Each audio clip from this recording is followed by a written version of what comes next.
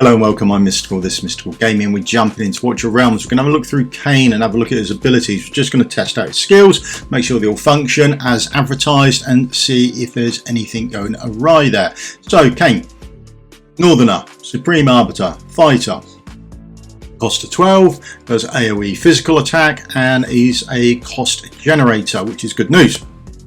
So, relatively low stats, but we'll come on to that later. Okay, he's got an attack interval of 2.5. That is nice and quick for us, so that's a bonus. And then there's the rest of his stats there. Okay, all looking relatively normal. No great shakes going on with the rest of it, or any great changes there I can see. Let us know in the comments if I've made a mess of that. Now, let's go and chuck him in and have a look at his first skill. So he's got a basic attack, and we're going to have a quick look at that. It just does up one lane. It is a two-tiled basic attack, so he can go behind a tank or a defender, and then he can reach over them as well. All right, so here we go. We'll just place him down in the arena. There he is. He only costs 12. Nice and easy to get in, and there you can see his range. He's got that two tile in front of him range, which can be quite nice. There we go. Deals 100% damage up to 5 enemies, so he's got sort of more of an AoE, and you can upscale that damage as well by skilling him up. Okay, there we go. That's it. Doesn't hit the targets around to his side because he's only got that one lane in front of him.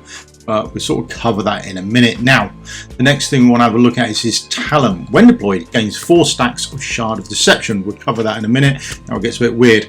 After 10 seconds, restores 7 cost. If the hero is in a Lord faction team, restores an additional 3 cost. Afterwards, triggers the cost generation 1 time every 20 seconds. Whoa, that's a bit of a mouthful.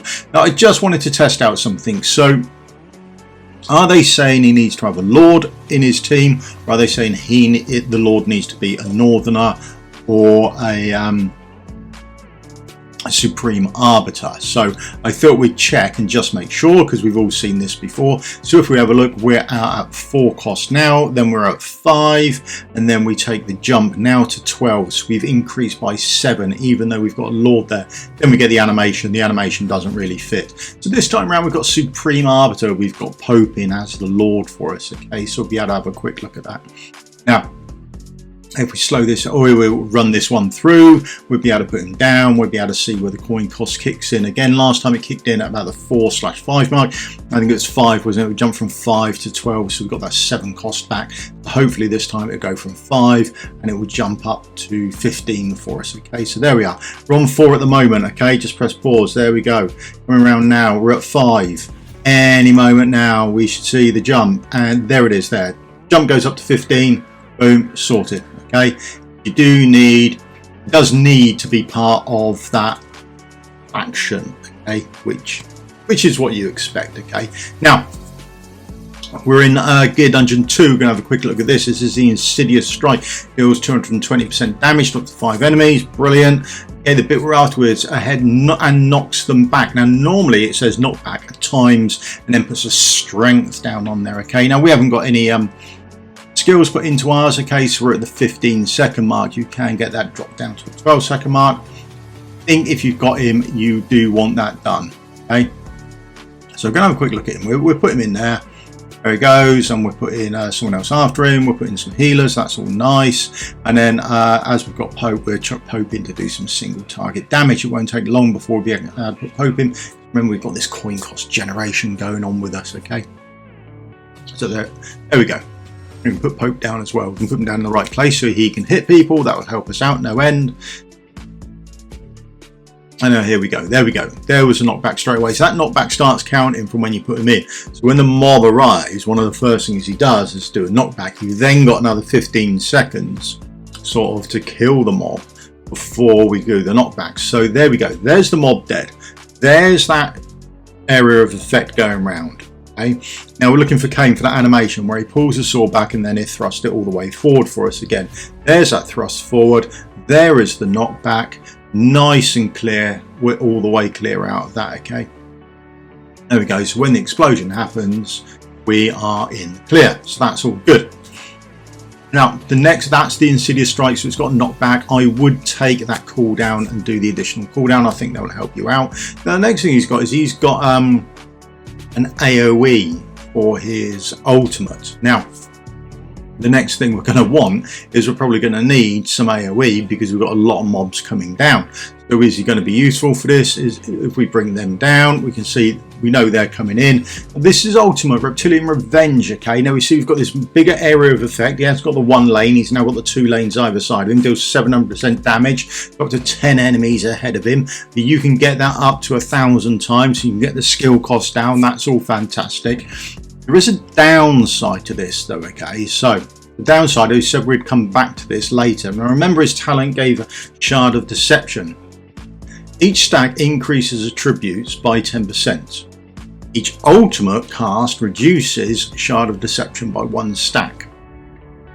So each time you start with him going down here, you've got like 40% on your abilities. Each time you use it, so when he uses ultimate, he's now only got 40%, he's now only got 30%, he's now got 20%. There we go. Which is quite annoying, to be honest, which is a bit of a shame. That's going to upset the balance for him, because he does quite a bit of damage. There was a knockback as we would expect, okay. There's the AoE, and what did we get him down to? We took a third of the damage off them, so the damage was okay for, and this is stage 10, so the damage wasn't terrible, but he's going to get weaker each time you use it, which is a bit of a shame. Anyway, back into the arena. So, one of the things I just want to check, I don't know for definite, so it's always worth checking. We're doing anti-air. I don't know if he's a fighter that can hit airborne units, it doesn't say, but for the sake of just checking things out, we'll place him down, put him forward, we can see he's going to hit these tiles up here, and then we trigger off the ultimate, and it will either say we can't hit anything, or they'll start taking damage. It's, I don't think he can, but it's just worth checking. No point in having one of these things if we don't check them out, and then someone later on, oh, did you know, all of a sudden after the summoning event, when someone summoned him, oh, do you know he can hit airborne units, and it's just not typed in there, or we've missed something. Okay, so there we go, not hitting anything, and there is the ultimate, nothing in range. Okay, now we just chuck him down, we chuck him into a normal team. So this is an AoE team. This is remarkably weird. Oh, not weird, it's just we can chuck him in and see these things in action, but it's this coin cost that's got him on the go. So we can chuck him down there, and that's fine. And now it doesn't overly matter if he clears off everyone because he's part of the Supreme Arbiters. We can clear off the bulk of this, and then we can just use the Supreme Arbiter ultimates to get rid of them. I use Valera to go down afterwards. I just think these teams are going to be quite common to see. There we go, we can nuke them down, no great shakes as they've gone through. And we're on to round 2. We've just started round 2, and the next trigger for his rage regen is about to kick in, and then we'll have Ingrid up as well. There we go, the start of stage 2, Ingrid is already up and running, along with Valeria and him. I think it's a bit messed up. Is it going to affect me? No, not where I am in arena. People would jump past me. But I think this is part of the issue that we're now facing.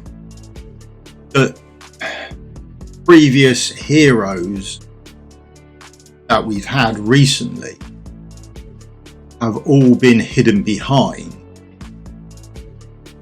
ancient exclusives. And here is yet another one who's going to push harder in arena, get more things out for you. But the flip side to him is, as you use his ultimate, he actually gets weaker. Quite strange. But during this, he doesn't use his ultimate that much because most things are dead by the time you've got them out, and you're killing things extremely quickly. We've got our whole team out, and we're at the, where were we? We were round 3. Yeah, round 4 when we got everyone out. That's Pope, that's Ingrid, that's Valera, that's a healer, that's him. I mean, everyone's out. And he's yet another ancient exclusive. And I know it's a gacha game and you pay to win, and that is the perk for a gacha game. I entirely get that. And thank you to all the whales that give all the free-to-play people a game to actually play, because without them you wouldn't have a game to play. So we have to bear that in mind. But the ancient exclusives, legendaries are terrible. There's no pity to get them. The recurring banners for them are ridiculously rare if you're after one, and not all the heroes in them are good, so to speak. You could get one and get a terrible one. You can pull thousands of shards and never have that small percentage chance of getting the legendary come up for you, although there is a chance that you can get a lord.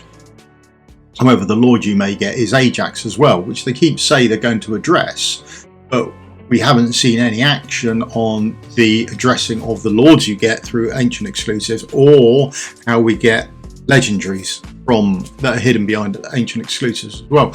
Maybe at some point they're going to do a pick your own for the ancients as well. Who knows? Maybe that will be in the future as well, or on the cards. But this is, I feel, an issue for him.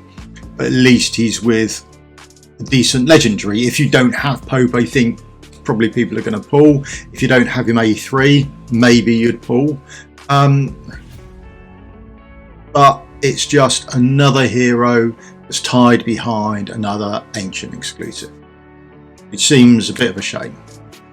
Maybe it's time. But I wouldn't mind a fusion and doing it more with the traditional fusion as opposed to the shard assemblies they do here. They did a fusion before with Crodor. I quite like the event. It was good fun. But they haven't done one since. I believe that's the only fusion they've done.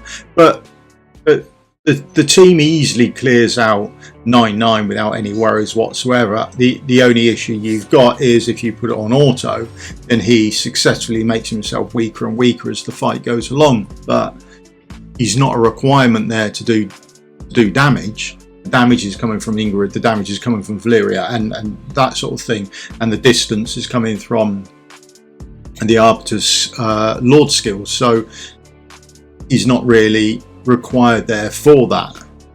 Single target, would I use him for that? Probably not. The issue you're going to have with a single target is the fact that he does AoE damage, which is a bit of a shame for him. Okay, so there we go. That's a team for Arena, and a bit of a downside on how you get him from me, really. So that's the bulk of his skills done. Realistically, the only other skill that's the bulk of his skills done. Really, he does have another one here. When HP drops below 40%, gains damage reduction by 20% and restores 3% HP. Each time dealing damage, which sounds very nice, but there's nowhere I would really, there's not enough regain there I couldn't find for him to usable in single target.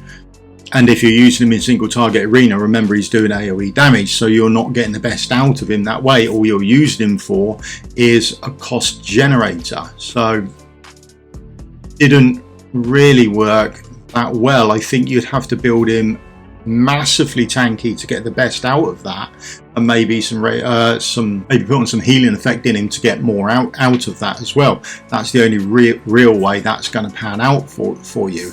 The other thing to bear in mind with him is his Awaken. His Awaken 1 is absolutely fantastic. This Shard of Deception plus 2 stacks, so instead of 4 he's going to go up to 6. Now that is 60% there of his attribute, so you're going to get a lot more damage out of him. The redeployment time is down by 15. That's fantastic. Chuck in a Volker on a team, so if you were running Arbiters, Northerners and Nightmare Council, you could then probably get this down to 25-30 seconds, that sort of thing. So that seems absolutely massive for an A1. A2 cost -2. That's fine. Works, suits well with his kit. The ultimate can deal an extra 200% damage at one time and inflicts physical damage and magical damage vulnerability on enemies. Okay, it is only the 10 seconds worth it, but it is 20%. Okay, so there we go. A4 attack 300. And then is A5. When Killer Instinct is triggered, the hero gains a shield equal to 50% max HP for 10 seconds. Killer Instinct is passive, where he drops below, so that's triggered when it's passive. When that passive hits and he gets below 40%, he gets damage reduction, and he would get a shield if you got into A5. But it's the A1 that I think is strongest for him. Remember, there are shards coming in the game, so unpolished soulstone shards are coming in the game, so maybe that would be someone. I wouldn't chuck in loads of ancients to maybe try and get into A1. Maybe you want to think next patch that comes, we're likely to get these unpolished soulstone shards, and we'll find out the sort of quantities that we're getting from different chests come Friday, so come tomorrow.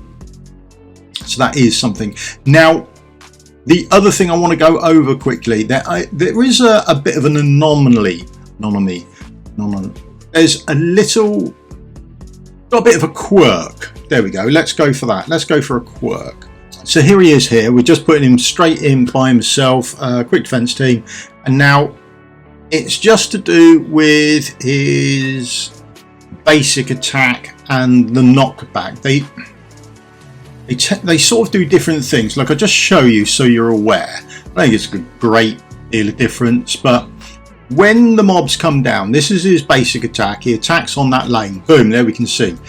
He does those mobs right in front of him on that lane. Absolutely fantastic, no shakes there. He now, when he's taking damage, doesn't attack those mobs to the left of him. Okay? But there we go. That was the Insidious strike, and it attacks the mobs to the side of him.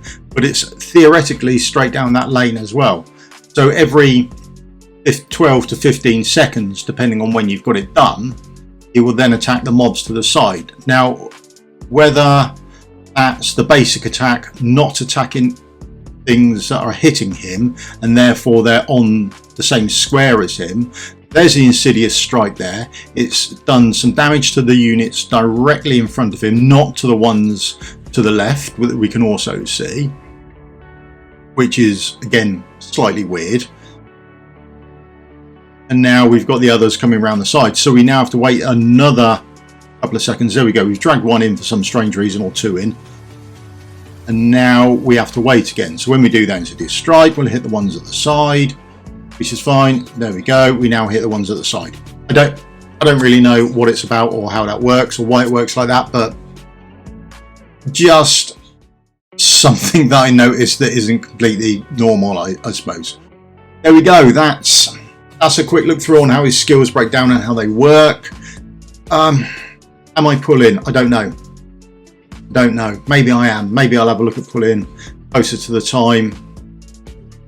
He looks interesting. I don't think his damage is high enough for the Matrix, although there is going to be a struggle there, I think, for physical damage AoE, so that might be something. He's part of the Northerners, and I think the Northerners are getting a bit of a boost at the moment, but who knows? We'll have to wait and see. Let us know your thoughts. Are you summoning? Are you pulling? Or is this a skip for you? Tell us your thoughts on this. My thoughts are, it's a shame he's Ancient exclusive. I'd prefer to see him maybe as a shard summon assembly or something like that, or I think that could have been quite a nice event, but there we go. That's just me. Okay. Right, thank you very much for your time. If you could leave me the old thumbs up, like, subscribe, would help me out massively. I'll see you in a video again soon. Cheers for your time. Goodbye.